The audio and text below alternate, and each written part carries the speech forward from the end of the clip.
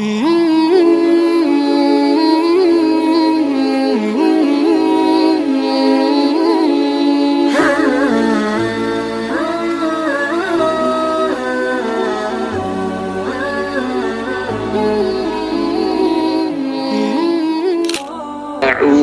billahi. Setelah beliau sangat mencintai kota ini, bahkan dinamakan dengan Al-Madinah An-Nabawiyah. Kita renungkan teman-teman, mengapa Allah datangkan Nabi Khidir demi Lata, demi Uzza dan seterusnya, itu yang dilakukan. Dan Rasul tidak sama sekali mengucapkan seperti itu. Jadi yang dimaksud kesucian batiniah beliau. Bapak Ibu jamaah yang dimuliakan Allah Subhanahu wa taala, Bahwa air Zam-Zam itu adalah lima syuriba lahu. Bismillahirrahmanirrahim. Assalamualaikum warahmatullahi wabarakatuh. Waalaikumsalam warahmatullahi wabarakatuh. Alhamdulillahirabbil alamin. Assalatu wassalamu ala asyrafil anbiya'i wal mursalin wa ala alihi wa sahbihi ajma'in. Amma ba'du. Yang sama-sama kami hormati Ustadz Taufik yang alhamdulillah sudah hadir di tengah-tengah kita.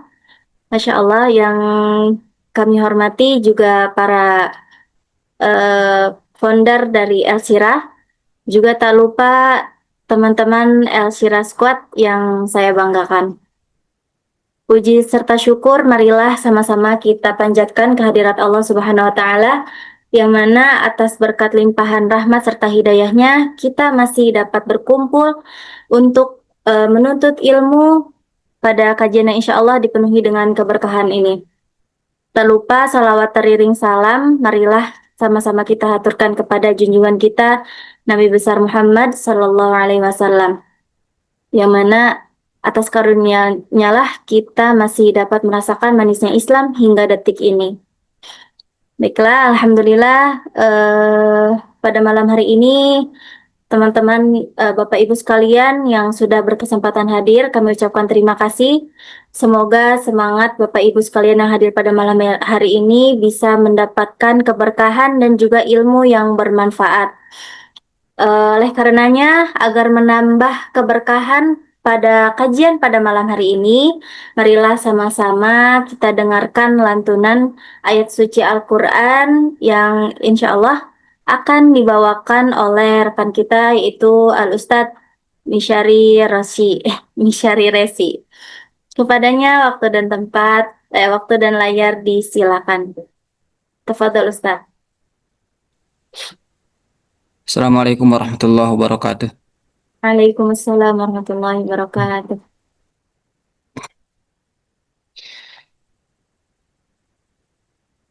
A'udzu billahi minasy syaithanir rajim. Bismillahirrahmanirrahim. Sa'ala sa'ilun bi'adzabin waqi' lil kafirina laysa lahu dafi' minallahi dzil ma'arij. Ta'rujul malaikatu war-ruhu ilaihi fi yawmin kana miqdaruhu 50,000 sanah. Fasbir sabran jamila innahum yarawnahu ba'ida wa narahu qariba yawma takunu as-samaa'u kalmuhl wa takunu al-jibalu kal'ihl wa la yas'alu hamimun hamima yubassarunahum yawaddul mujrimu law yaftadi min adabi yawmi idzin bibanih wa sahibatihi wa akhihi wa fasilatihi allati tu'wih wa man fil ardi jami'an thumma yunjih كلا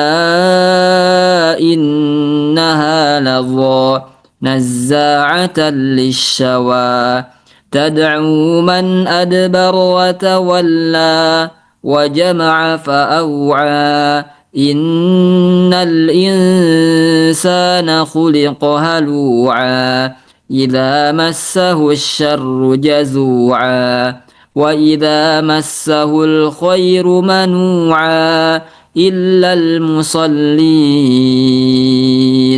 الذين هم على صلاتهم دائمون والذين في أموالهم حق معلوم للسائل والمحروم والذين يصدقون بيوم الدين والذين هم من عذاب ربهم مشفقون إن عذاب ربهم غير مأمون والذين هم لفروجهم حافظون إلا على أزواجهم أو ما ملكت أيمانهم فإنهم غير ملومين فمن ابتغى وراء ذلك فأولئك هم العادون والذين هم لأماناتهم وعهدهم راعون والذين هم بشهاداتهم قائمون والذين هم على صلاتهم يحافظون أولئك في جنات مكرمون Sadaqallahul azim. Assalamualaikum warahmatullahi wabarakatuh. Waalaikumsalam warahmatullahi wabarakatuh. Allahumma arhamna bil Quran.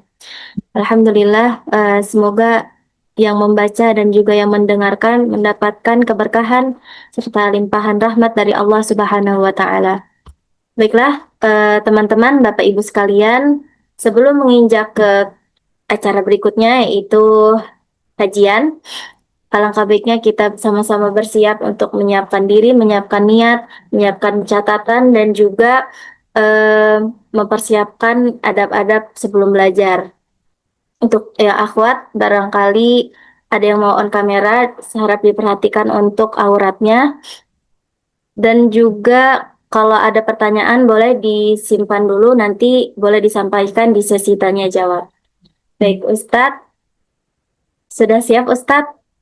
Untuk Siap, Insya Allah. Masya Allah. Karena Ustadz sudah siap, marilah kita sama-sama menyimak kajian dari Ustadz Taufik yang berjudul Fikih Tawaf. Kepadanya waktu dan tempat disilakan. A'udzu billahi minasyaitonir rajim. Bismillahirrahmanirrahim. Alhamdulillahirabbil alamin wassalamu ala asyrafil anbiya'i wal mursalin wa ala alihi wa sahbihi ajma'in. Amma ba'd.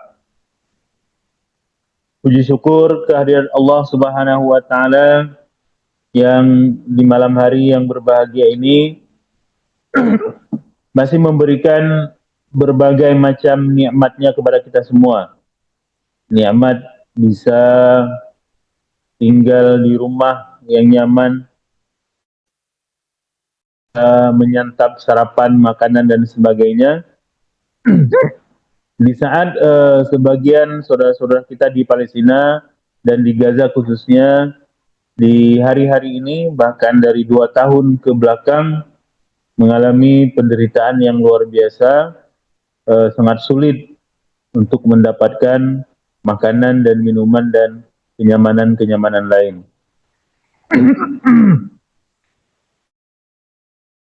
Selalu tercurahkan kepada baginda kita, suri teladan kita semua, baginda Nabi Muhammad SAW, kepada keluarganya, kepada para sahabatnya, dan kepada para ulama yang telah memberikan sumbangsih yang luar biasa, telah menyampaikan ajaran agama ini, sehingga sampai di tanah air kita, sampai di rumah-rumah kita yang ada di Indonesia.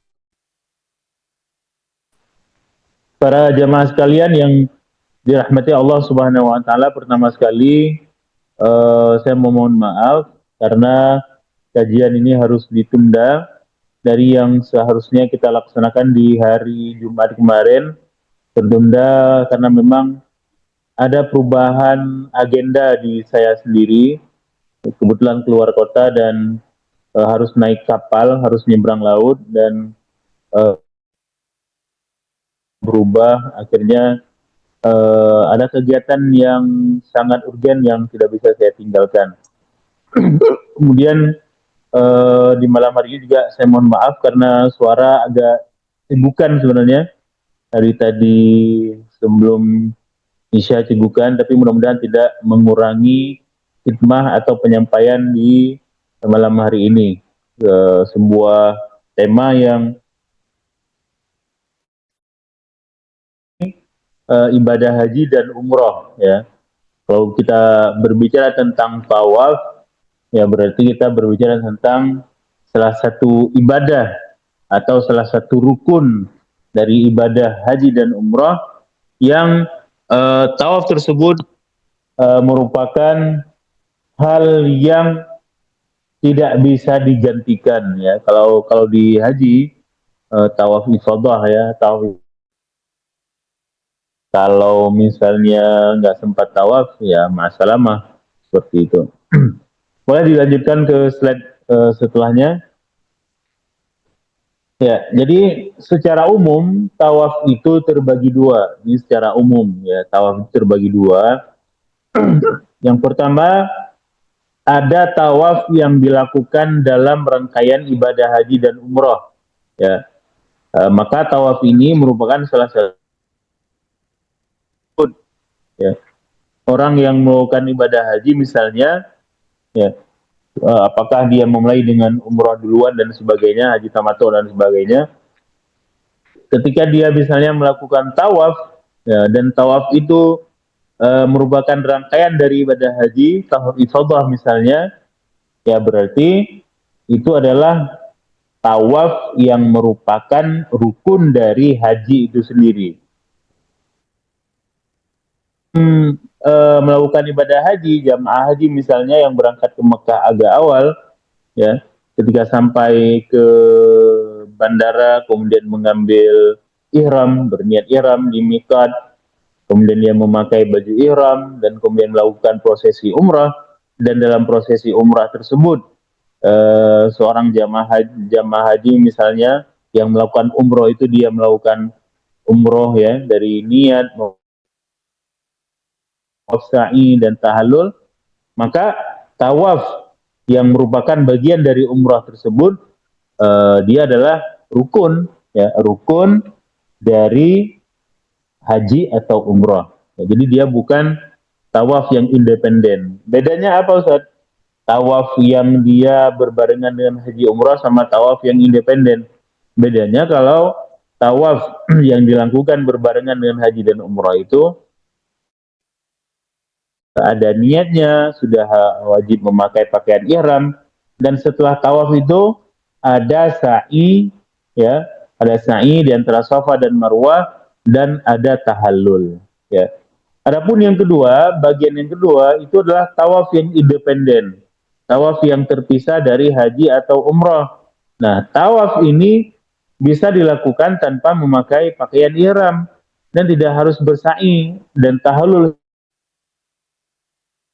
Biasanya ini tawaf yang independennya tawaf yang dilakukan oleh jamaah haji yang melakukan tawaf wada, tawaf perpisahan. Setelah selesai proses proses ibadah haji, dia sudah tahallul, dia memakai pakaian yang biasa lagi, mau pakai sarung, pakai jubah, pakai peci, pakai sandal dan sebagainya.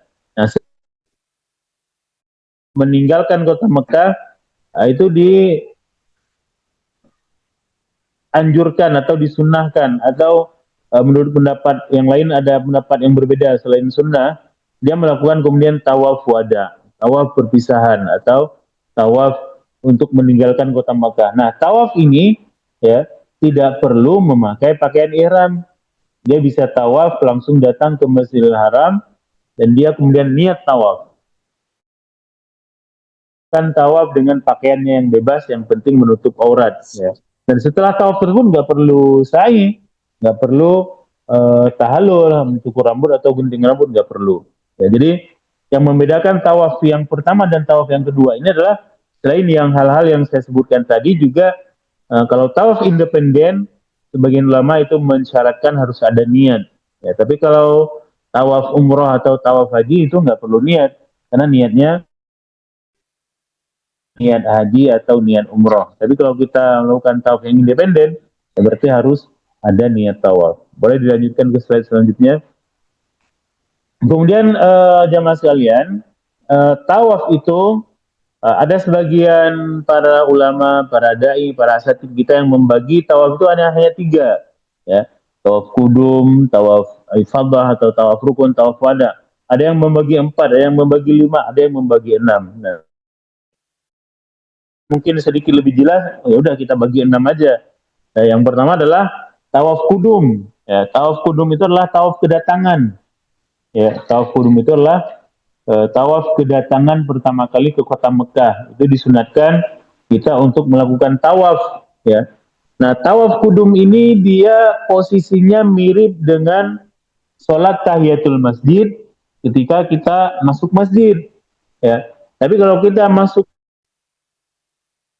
yang disunatkan dan kemudian kita melihat Ka'bah, berdoa, melakukan doa ketika membaca doa ketika melihat Ka'bah itu disunahkan untuk tawaf kudum, ya.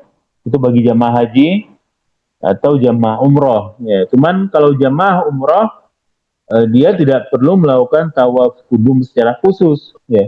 Jadi tawaf umrohnya itu sudah dianggap sebagai tawaf kudum, tawaf kedatangan. Kedua ada tawaf ifadah, ya, atau sebagian ulama mengatakan tawaf rukun haji, ya. Nah, tawaf ifadah ini dia merupakan rukun haji, ya, yang tidak sah haji tanpa tawaf ifadah ini, ya. Ini juga tawaf yang tidak berdiri sendiri, ya, ini yang merupakan rukun, salah satu rukun dari rukun haji, ya, seperti itu. Kemudian yang ketiga ada tawaf wada, seperti yang telah kita sebutkan tadi, ya. Tawaf wada dia terpisah, ya, bisa dilakukan terpisah, ya. Tawaf wada yang ketiga tawaf wada atau tawaf perpisahan. Kemudian yang keempat ada tawaf umrah, ya. Nah, kalau tawaf umroh, dia kalau disebut dengan tawaf umroh, berarti dia sudah pasti dilakukan berbarengan dengan umroh. Artinya apa? Artinya tawaf umroh ini dia merupakan salah satu rukun umroh. Rukun umroh itu apa? Rukun umroh itu ihram, ya, ihram di miqat, ya. Kemudian tawaf, kemudian tahallul, ya. Jadi tawaf ini, tawaf yang keempat, tawaf umrah ini dia merupakan salah satu rukun dari umrah, ya. Beda sama tawaf ifadah. Tawaf ifadah itu dia tawaf yang merupakan salah satu rukun dari rukun haji, seperti itu. Yang kelima kemudian ada tawaf nazar, ya. Orang bernazar untuk melakukan tawaf, ya. Tawafnya jadi wajib, ya. Jadi dia wajib menunaikan tawaf tersebut. Apakah dia berbarengan, dia meniatkannya berbarengan dengan umrah atau memang terpisah, ya. Kemudian yang keenam ada tawaf tatawwu, ya, tawaf sunnah, tawaf sunnah, mungkin bahasanya tawaf sunnah. Tawaf sunnah itu apa? Pokoknya tawaf sunnah itu tawaf yang dilakukan di waktu yang bebas, ya, kapan aja, bahkan boleh dilakukan di waktu yang diharamkan sholat, ya, ba'da terbit, ya, pada subuh dan sebagainya. Itu ada nama tawaf tatawwu. Tidak ada hubungannya dengan apa-apa. Itu boleh dilakukan tawaf seperti itu. Jadi tawaf itu ada 6 dan kemudian boleh dilanjutkan ke slide yang lain. Nah, sekarang kita coba lihat ya syarat atau rukun atau wajib tawaf. Syarat atau wajib tawaf. Biasanya kalau di ibadah sholat itu syarat dan rukun ya. Biasanya nggak digabung, syarat ya syarat, rukun ya rukun. Seperti itu. Cuman di sini digabung syarat dan wajib tawaf. Di sebelah kitab saya lihat di Fiqhul Islami wa Adillatuhu karya Syekh Wahbah Zuhaili itu beliau menuntut tawaf, wajib tawaf, kewajiban tawaf ya. Karena syarat itu dia identik dengan sesuatu yang dilakukan di luar dari ibadah tersebut ya. Tapi para ulama karena memang tawaf ini dia bisa independen dan bisa menjadi bagian dari ibadah umroh secara umum, akhirnya syarat dan wajibnya digabung ya. Buat judulnya itu adalah syarat-syarat wajib tawaf, tapi di dalamnya ada wajib tawaf. Atau ada juga ulama yang membuat judulnya itu wajib tawaf, tapi di dalamnya isinya itu sebagian adalah syarat tawaf seperti itu. Nah, contoh syarat tawaf itu apa? Syarat tawaf itu adalah suci dari najis dan hadas. Ya.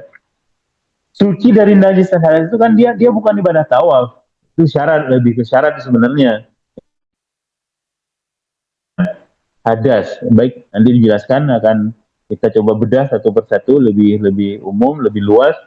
Ya, syarat yang pertama ketika seorang melakukan tawaf itu dia harus bersih dari najis dan hadas. Yang kedua harus nutup aurat. Ya.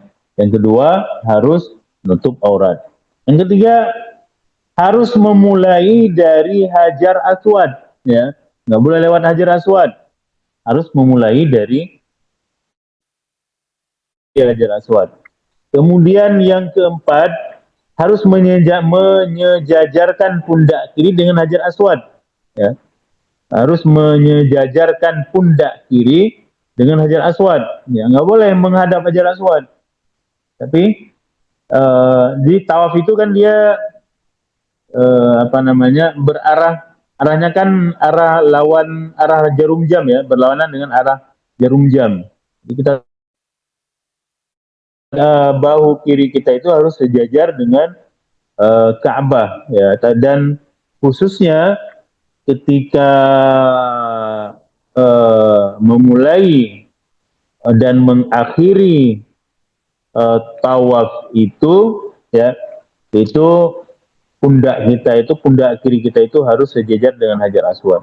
Kemudian yang kelima, menjadikan Ka'bah di sebelah kiri. Kemudian yang keenam ya. Yang keenam, tawaf itu harus posisi kita, baik tubuh kita, baik pakaian kita, itu harus di luar dari bangunan Ka'bah. Nggak boleh tawaf itu masuk ke dalam, nggak boleh. Tawaf di dalam nggak boleh. Dan harus di luar bangunan Syazarwan dan Hijr Ismail. Ya. Kemudian yang ketujuh, tawaf itu harus 7 kali putaran. Ya, tawaf itu harus 7 kali putaran. Kalau 6 kali, ya kata Imam Nawawi itu, 1 langkah aja nggak cukup, udah nggak sah tawafnya. Ya. 1 langkah aja nggak cukup, nggak sah tawafnya.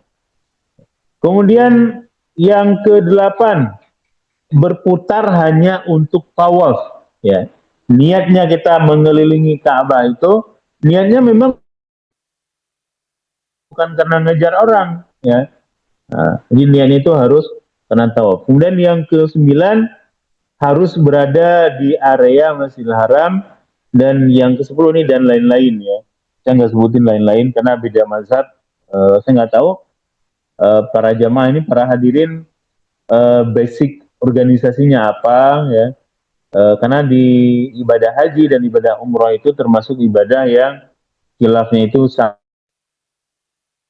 Rasulullah cuman sekali melakukan ibadah haji dan ibadah kalau umrah ada beberapa kali, ada 4 kali. Ya. Nah, yang lain-lain itu misalnya seperti apa? Sebagian ulama-ulama mazhab lain itu ada yang membuat syarat tawaf itu misalnya Islam harus balik, harus berakal, ya. Itu ada tambahan-tambahan, ya. Dan ada khilaf pendapat di situ. Kemudian ada yang mengatakan bahwa syarat wajib tawaf ini, ya, ada perbedaan pendapat di situ.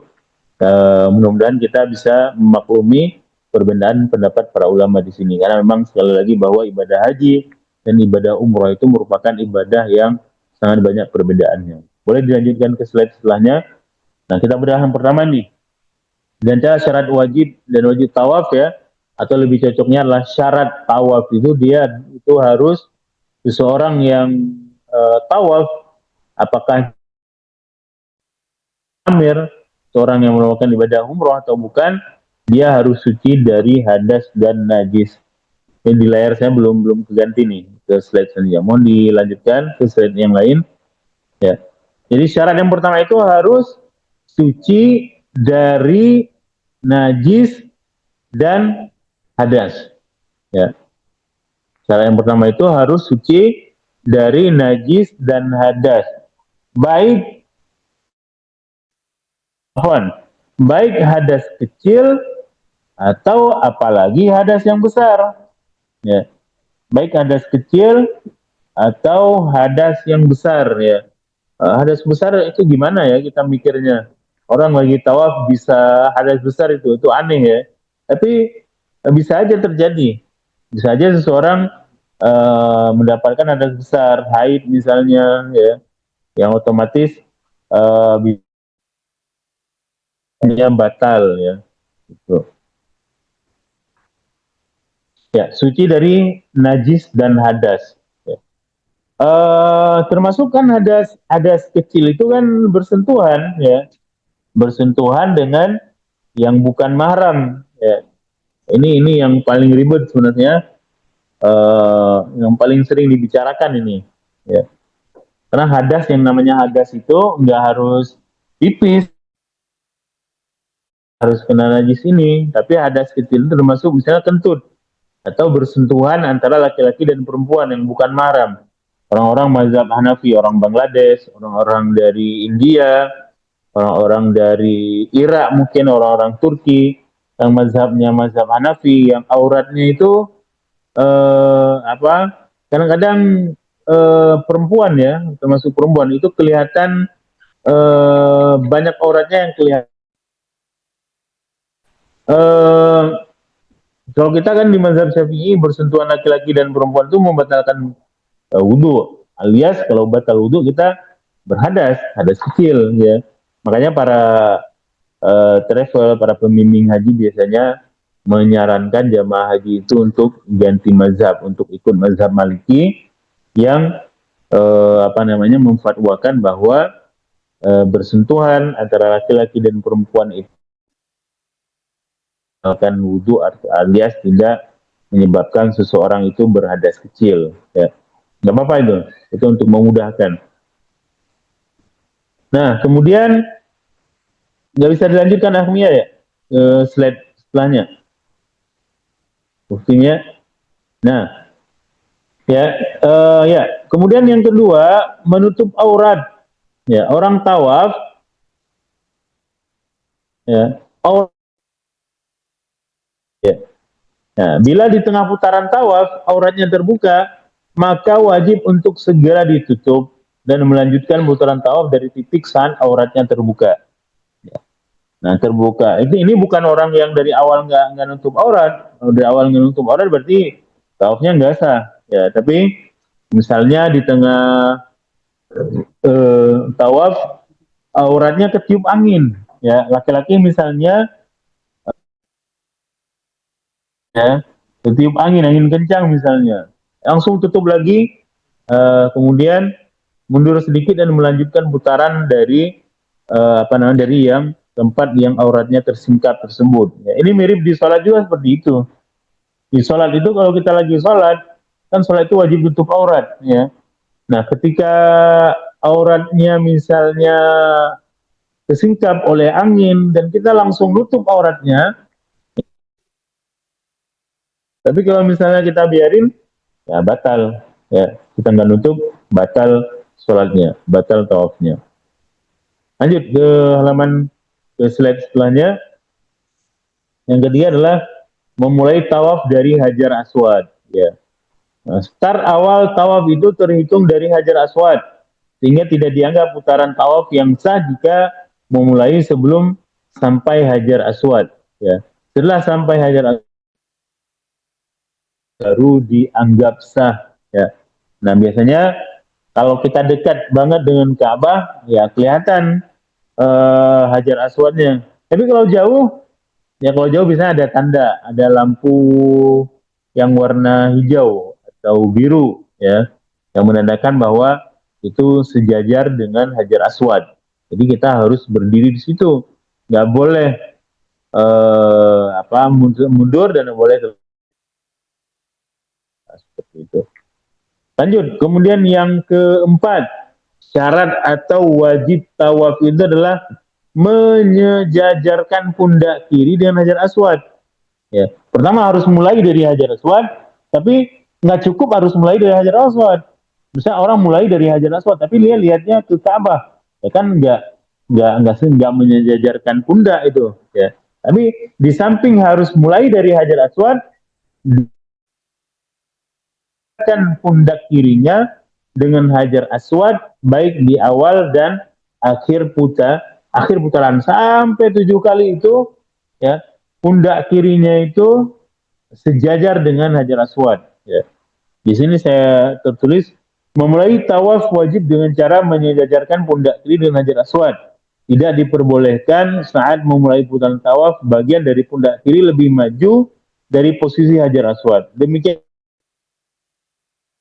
pundak kiri disejajarkan dengan Hajar Aswad sebagaimana saat memulai putaran tawaf atau lebih maju sedikit hingga sampai arah pintu Ka'bah, ya, agar seluruh bagian Ka'bah secara yakin tawaf rata di seluruh bagian Ka'bah. Ya, lanjut ke nomor 5. Ya, menjadikan Ka'bah di sebelah kiri, ya. Menjadikan Ka'bah di sebelah kiri. Ini sebenarnya mirip dengan penjelasan sebelumnya, tapi maksudnya adalah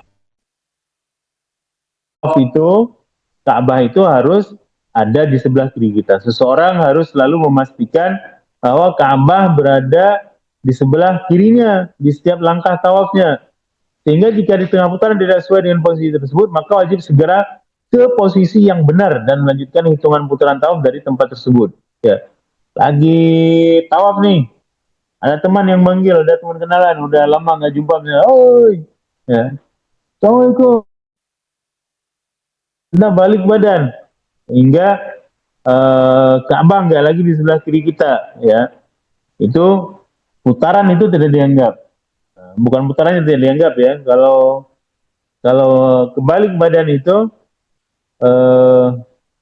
dia harus kembali ke titik yang tadi, ya. Wajib kembali ke posisi yang benar dan melanjutkan hitungan putaran tawaf dari tempat tersebut, ya. Nggak harus ke posisi start di Hajar Aswad, enggak, tapi di langkah, di posisi yang kita berbalik arah itu kita harus mundur sedikit kemudian melanjutkan putaran tawaf kita. Lanjut, setelahnya nomor 6. Nomor 6 adalah semua anggota badan dan pakaian kita itu harus berada di luar bangunan Ka'bah, Syazarwan dan Hijr Ismail, ya. Saat tawaf semua anggota badan, pakaian berada di luar bangunan-bangunan tersebut, ya. Nanti bisa dilihat yang mana Hijr Ismail, yang mana Syazarwan. Nah, apabila di tengah putaran tawaf anggota badan berada di dalam kawasan-kawasan tersebut, maka tidak dihitung putaran tawafnya dan dia wajib segera berada di posisi yang benar dan melanjutkan jumlah putaran tawafnya, ya. Yang ke-7, ya, adalah tawaf itu harus dilakukan sebanyak 7 kali putaran, ya. Ada mazhab, kalau nggak salah mazhab Hanafi itu, kalau nggak salah, ya, tawaf 4 kali itu udah dianggap tawaf juga itu. Artinya sudah dapat pahalanya itu. Kalau nggak salah ya, tadi saya sempat lihat di Ul Islami wa Adillatuhu, mazhab Hanafi seperti itu. Memang agak eh, mazhab yang anti mainstream, dia agak beda sendiri ya. Mazhab Hanafi agak beda sendiri. Paling banyak berbeda itu mazhab Hanafi. Kalau mazhab Syafi'i, mazhab Hambali, mazhab Maliki itu apa namanya, fatwa-fatwanya itu, hukum-hukumnya itu agak mirip-mirip ya. Tidak terlalu banyak perbedaannya dibandingkan dengan mazhab Hanafi. Tawaf itu harus dilakukan sebanyak 7 kali putaran. Ya, tawaf harus dilakukan secara yakin sebanyak 7 kali putaran. Nah, jika ragu-ragu, dan ini sering terjadi, ya, udah berapa kali sih? 4 atau 5 ya. Ya, tapi sering terjadi itu. Ya, karena emang apalagi tawafnya lama, ya, dan kita bingung, orangnya terlalu banyak, mikir ini, mikir itu, kehilangan, akhirnya ragu-ragu. Ya, apalagi yang tawafnya tawaf sendiri.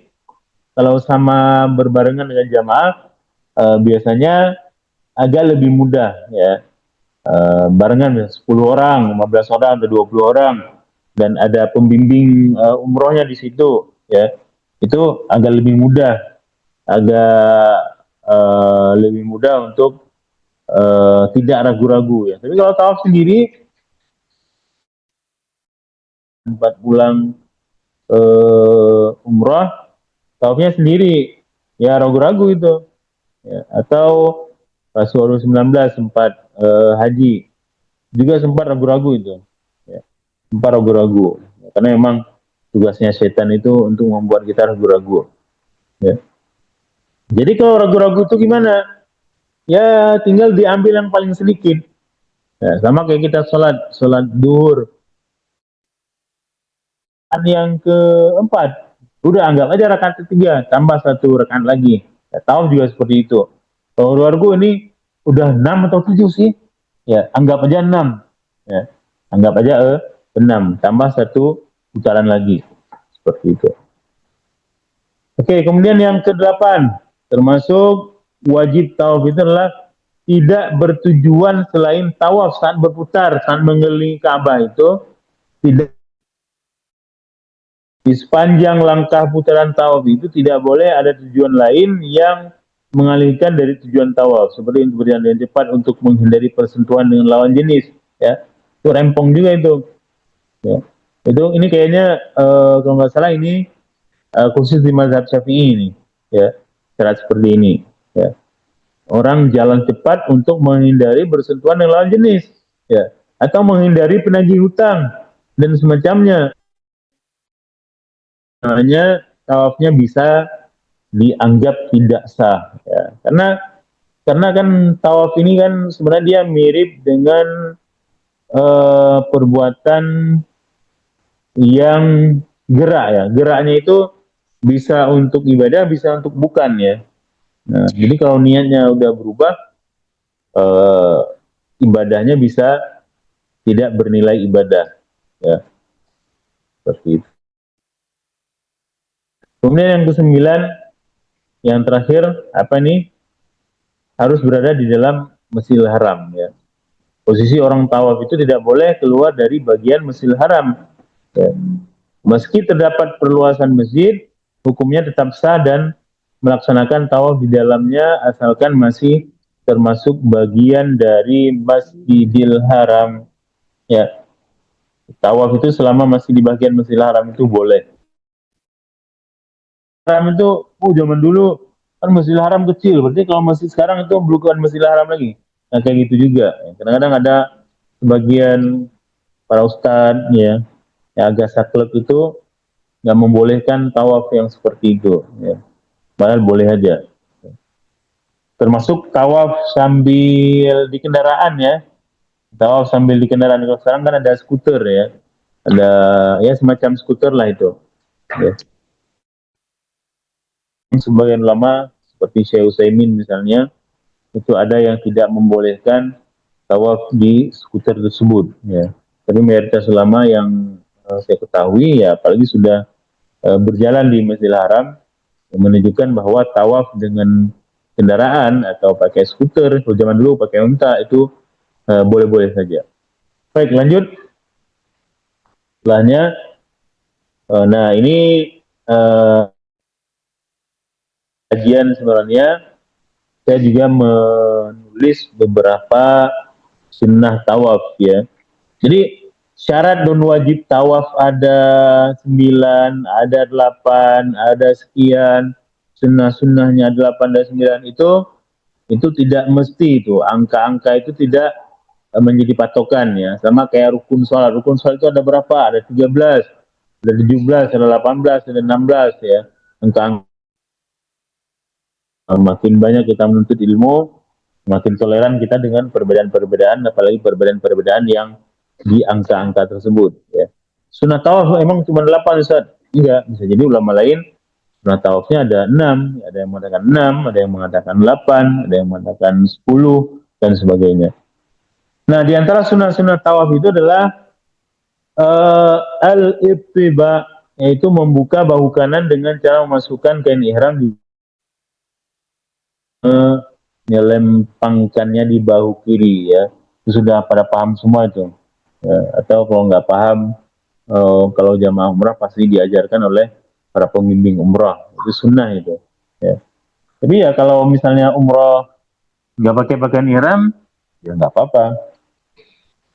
Yang kedua, ar-ramlu atau ar-ramlu. Ar-ramlu itu bahasa Arab, maksudnya adalah berlari-lari kecil pada ada 3 putaran pertama tawaf, ya.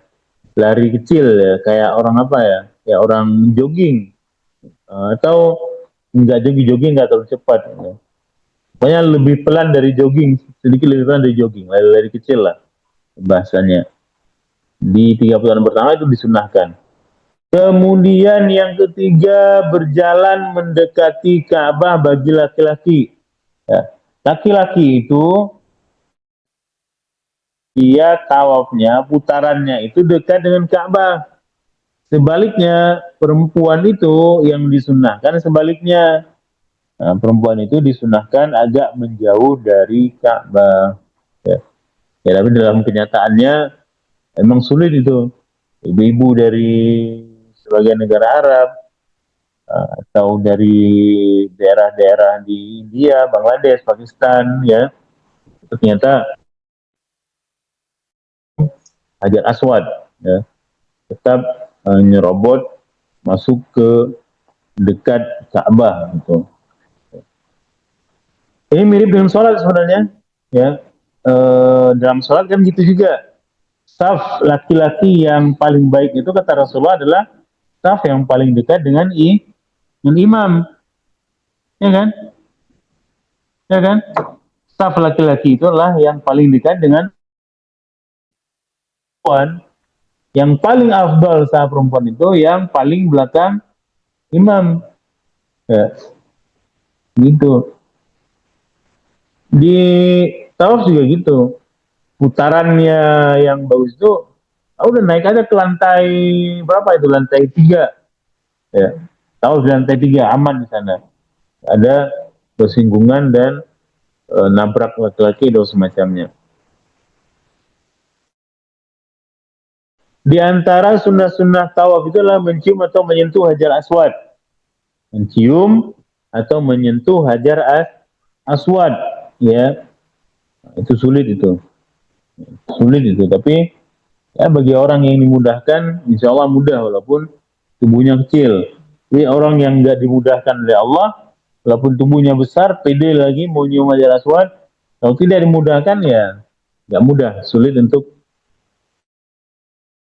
Nah, kalau nggak bisa nyium, nggak bisa menyentuh Hajar Aswad gimana? Ya udah isyarah megang Hajar Aswad, istilam, ya. Kemudian yang kelima, mengusap rukun Yamani dengan tangan kanan setiap kali melewatinya. Rukun Yamani itu sudut Ka'bah, ya, yang menghadap ke Yaman, ya. Itu juga disunahkan untuk mengusap rukun Yamani dengan tangan kanan setiap kali melewatinya, ya. Itu mungkin kalau tawafnya zaman dulu itu. atau tawaf zaman corona mungkin mudah itu, zaman covid dulu ya. Jadi kalau kita umrohnya di bulan Ramadan, di musim-musim haji, subhanallah sulitnya itu ya. Kemudian yang keenam di antara sunnah-sunnah tawaf itulah berdoa di antara rukun yamani dan hajar aswad. Kemudian yang ketujuh memperbanyak zikir dan bukan dia nih, doa. Memperbanyak zikir dan aja. Ya, terutama doa Rabbana atina fid dunya hasanah ya. Itu ada banyak bukunya itu di travel umrah. Insya Allah dikasih bukunya. Kemudian yang kedelapan menjaga pandangan dari hal-hal yang melalaikan dan fokus pada ibadah tawaf ya. Beberapa pekan lalu itu di bulan lalu itu saya sampaikan itu bahwa tawaf itu bisa melalaikan itu ya. Ibu-ibunya, gadis-gadisnya ya, orang Turki, orang Suriah, orang Eropa, orang Asia Tengah di negara-negara Stan, Uzbekistan, Kazakhstan ya, orang mana lagi, orang Afrika ya, yang kalau tidak menjaga mata itu kita bisa melakukan sesuatu mungkin dianggap kecil kalau di tempat lain ya, tapi karena itu dilakukan di Masjidil Haram, ya itu nilai dosa itu juga bertambah ya. Melakukan dosa di samping Ka'bah lagi melakukan dosa ya. Ada orang kayak gitu. Ya. Jamaah haji melakukan dosa ada. Ya. Jamaah umroh sampai di sana melakukan dosa ada. Ya, bisa jadi karena niatnya kurang,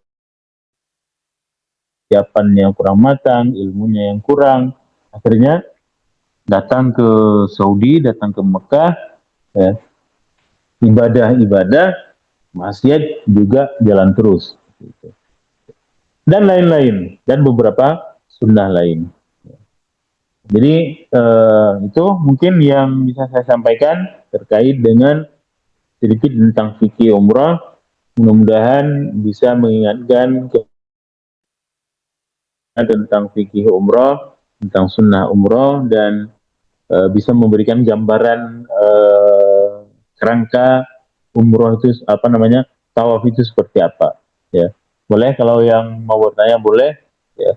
Saya tidak menyampaikan yang membatalkan tawaf itu seperti apa. Yang membatalkan tawaf sebenarnya kembalikan dari syarat-syarat yang tadi ya. Nah, kembalikan dari syarat-syarat yang tadi itu semuanya bisa membatalkan ya, kita bisa membatalkan umroh. Walaupun istilah batal sebenarnya kurang cocok. Ya. Silakan kalau ada yang mau bertanya silakan, kalau nggak ada ya tutup. Silakan Azmia. Masya Allah. Silakan teman-teman, Bapak Ibu jamaah El Siratok, kalau ada yang mau ditanyakan boleh langsung disampaikan, boleh melalui kolom chat atau langsung saja open mic untuk 3 penanya dulu ya mungkin. Dipersilakan bagi yang mau bertanya.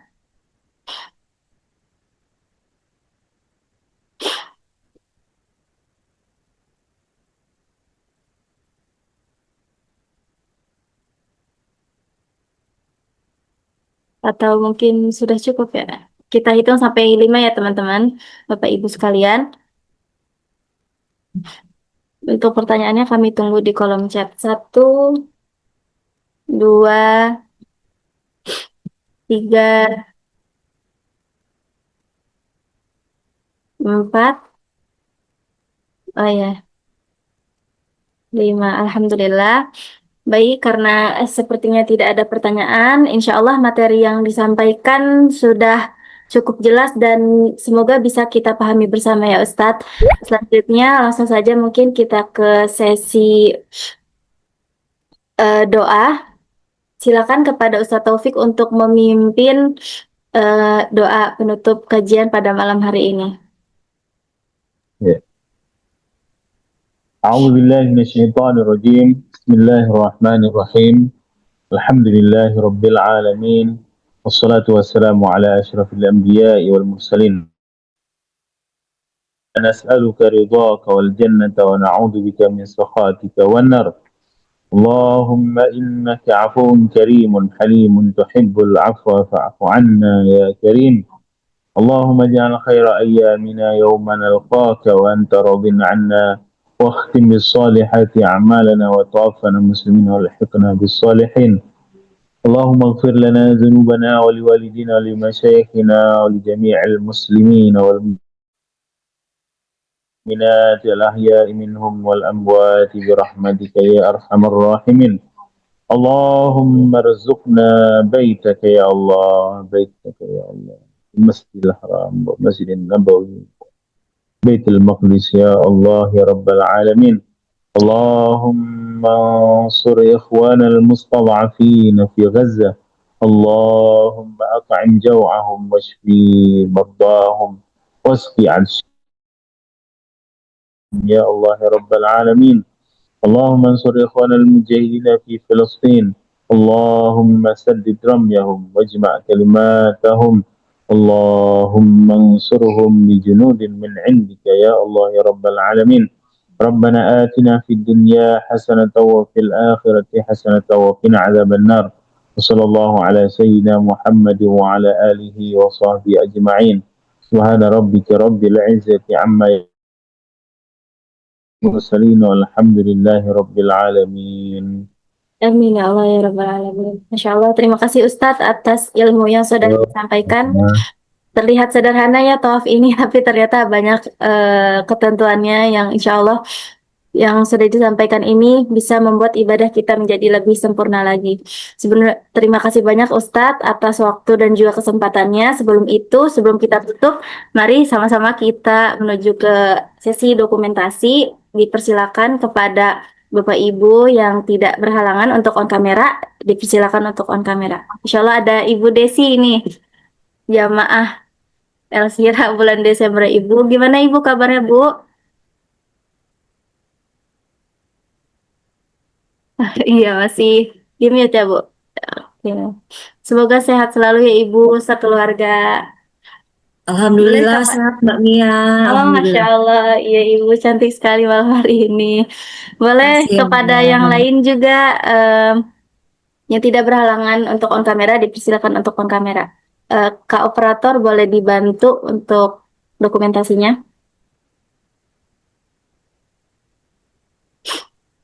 Ya, silakan. Boleh di on cam ya. Dihitung aja kali ya. Baik, sebentar. 1, 2, 3.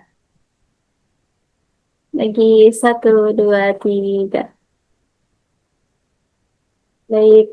Barakallahu fikum, syukron Ustadz dan juga jamaah Elsira Talk yang sudah meluangkan waktunya. Semoga ilmu yang disampaikan dan kita yang mendengarkan mendapatkan ilmu yang bermanfaat dan juga berkah di dunia serta di akhirat. Saya pamit undur diri. Mohon maaf apabila terdapat kesalahan. Billahi taufiq wal hidayah. Wassalamualaikum warahmatullahi wabarakatuh. Waalaikumsalam warahmatullahi wabarakatuh. Terima kasih Ustaz. Mohon pamit. Yuk sama-sama. Terima Pamit kasih dulu ya Mbak Mia. Terima kasih Ibu. Ya. Terima kasih Ustaz Pak. semua. Assalamualaikum. Waalaikumsalam warahmatullahi wabarakatuh. Terima kasih Bapak Ibu. Barakallahu fikum. لا أقسم بيوم القيامة ولا أقسم بالنفس اللوامة أيحسب الإنسان أن لن نجمع عظامه بلى قادرين على أن نسوي بنانه بل يريد الإنسان ليفجر أمامه يسأل أيان يوم القيامة فإذا برق البصر البصر وخسف القمر وجمع الشمس والقمر يقول الإنسان يومئذ أين المفر كلا لا وزر إلى ربك يومئذ المستقر ينبأ الإنسان يومئذ بما قدم وأخر بل الإنسان على نفسه بصيرة ولو ألقى معاذيره لا تحرك به لسانك لتعجل به إن علينا جمعه وقرآنه فإذا قرأناه فاتبع قرآنه ثم إن علينا بيانه كلا بل تحبون العاجلة وتذرون الآخرة وجوه يومئذ ناظرة إلى ربها ناظرة ووجوه يومئذ باسرة تظن أن يفعل بها فاقرة كلا إذا بلغت التراقي وقيل من راق وظن أنه الفراق والتفت الساق بالساق إلى ربك يومئذ المساق فلا صدق ولا صلى ولكن كذب وتولى ثم ذهب إلى أهله يتمطى أولى لك فأولى ثم أولى لك فأولى أيحسب الإنسان أن يترك سدى ألم يك نطفة من مني يمنى ثم كان علقة فخلق فسوى فجعل منه الزوجين الذكر والأنثى أليس ذلك بقادر على